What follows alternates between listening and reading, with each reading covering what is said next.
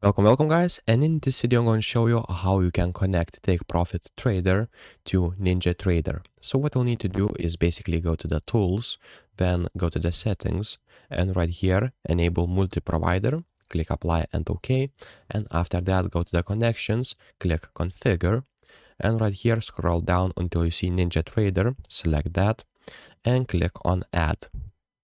Right here, add connection name, so you can customize it or leave it as it is.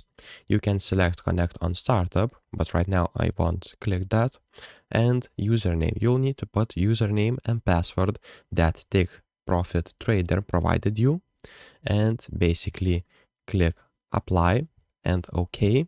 And after that, what you'll need to do to connect it, click on connections, click your connection name, and that's basically how you connect your TakeProfitTrader. So if this video was helpful, please make sure to subscribe to Guide to Everything, comment down below for the algorithm, and see you in the next one.